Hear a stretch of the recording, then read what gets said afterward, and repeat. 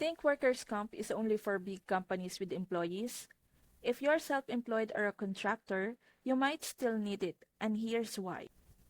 Workers' compensation insurance isn't just for traditional employers. It can also protect sole proprietors, freelancers, and independent contractors. Even if you work for yourself, you can offer voluntary coverage. This can be crucial if your state licensing board requires proof of workers' comp before you can take certain jobs.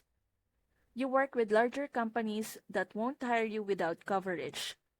You want financial protection in case you get hurt on the job and can't work for weeks or months.